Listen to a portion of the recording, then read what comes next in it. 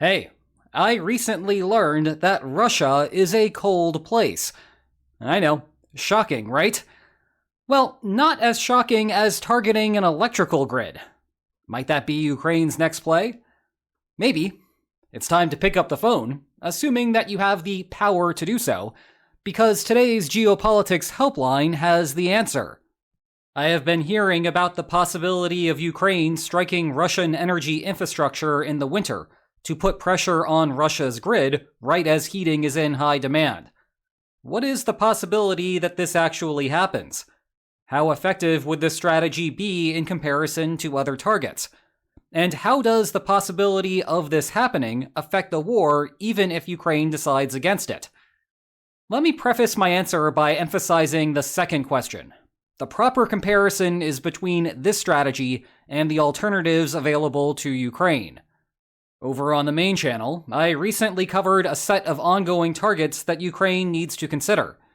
They are state-affiliated oil infrastructure, online retail distribution hubs like Wildberries, Russia's ballistic missile production and launch capacity, and food distribution. I thought that there was a reasonable case for the first three. The fourth was a riskier choice, with some upshots if the campaign was small, and especially aimed at the military's food logistics. I suspect that hitting heating during the winter falls closer to this fourth case and is perhaps worse. For some perspective, despite energy and heating being a critical part of Russia's targeting strategy, it has been limited over on the Ukrainian side. For the first couple of years of the war, when people still remembered that Zelensky used to look like this, it was not feasible. Ukraine's strike options into Russia were limited to low quantities of munitions, mostly missiles from HIMARS, and more abundant munitions from Ukrainian aircraft. The missiles were in too short of a supply to waste on these targets, and flying missions into Russia has always been too dangerous. But then Ukraine got into the long-range drone game, and suddenly the strategy became cost-effective, or at least cost-reasonable. This was still not central to Ukraine's strategy, but some of these strikes did occur in the Russian oblasts directly north of Ukraine. There was only one notable attack against the Moscow region, which occurred on November 23rd. The best explanation for why Ukraine has not engaged in more of these attacks is that they are hard, and they have less upside than other targets. They do not have the same fuel for fires as an oil refinery or a Wildberries warehouse does. Thus, the duration of the consequences tends to last hours to days at most, and that is assuming that Ukraine hits what are relatively small targets. Better to go after bigger game. Understanding these limits also makes sense of the geographic distribution of the targets that Ukraine has hit. If a potential strike point only has limited upshot, then you had better guarantee that your drones will reach their targets. It is not worth sending 20 to go hit a substation and have 19 either miss or get shot down along the way. Substations near the border are therefore acceptable targets. They are unlikely to get lost along their short journey, and they have few waves of air defenses to go through. In contrast, if you are traveling all the way up to Moscow, then you better have a more valuable target in mind to justify wasting all of the drones that do not reach their final destination. Now, there are two tactical differences about this season that may change Ukraine's calculation. One, although Russian air defenses technically still exist, they are hard to notice if all you do is read the headlines about Russia burning. And two, Ukraine has a much larger arsenal of drones to spare. Thus, fewer will be lost in the process, and Kyiv will not notice those losses as much. It is a recipe for a cold winter in Moscow if Ukraine feels like pulling the trigger.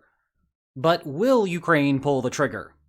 Forgetting the military aspect of things for a moment, Ukraine must still worry about the political strategy here. One thing that is notable about these strikes is that Ukraine neither claims nor publicizes them. Blow up a refinery? Yep, that was us. Set a Wildberries distribution center ablaze? Yep, still us, and we do not much care about the trepidation of some third-party observers who question whether SMO goods making up a small portion of Wildberries sales makes it a valid military target. On the other hand, attacking electrical and heating grids is generally not a good look from a laws of war perspective. Even if they service military sites, unless we are talking about a dedicated substation for a large weapons production line, the target probably has civilians as the vast majority of its customers. And then you get into the murky gray zone of what constitutes acceptable civilian harm. Meanwhile, Russia has not exactly been subtle with hitting the same types of targets in Ukraine. Kyiv therefore wants to highlight Russia's questionable choices in the broader political narrative of the war. Doing that while boasting of your own heating grid campaign is not a good look.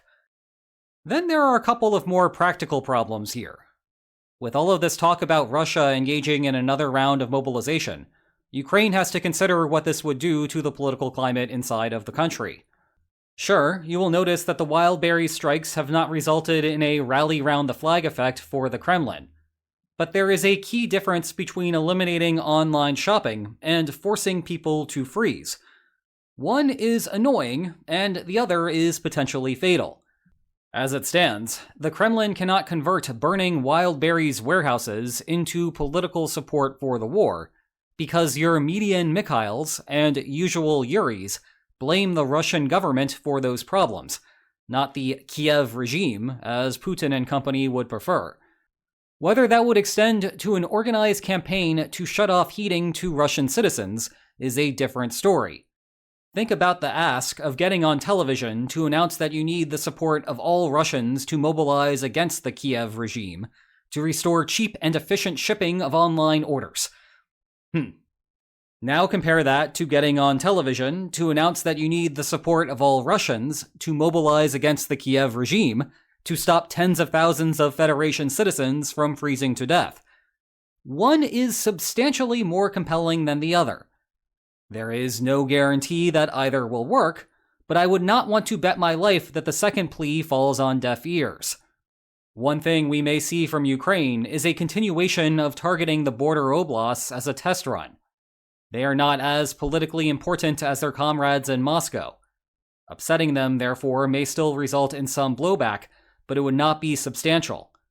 Thus, Ukraine could see if the average Alexander still blames Putin in those regions.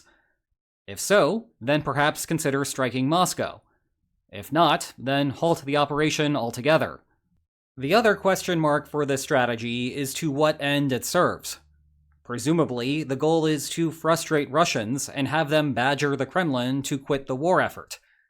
Well, similar strategies with that goal in mind have not exactly panned out. Given that, is striking the grid really better than sending another drone wave at a refinery? There is a clear economic benefit from targeting oil. Shutting off electricity may be helpful, but you really need it to hit a commercial district for it to be truly effective. Hitting heating does not do anything at all on that front unless you freeze Russians to death, which raises a separate set of red flags. So will Ukraine nonetheless try this strategy in a couple of months? Maybe, especially if we are talking about in a limited capacity. But given what is publicly known, it seems like the alternatives provide a better rate of return. Meanwhile, there is no better rate of return than what you get from the Geopolitics Helpline archive. You can check it out here. And if you enjoyed today's video, then please like, share, and subscribe, and I will see you tomorrow. Take care.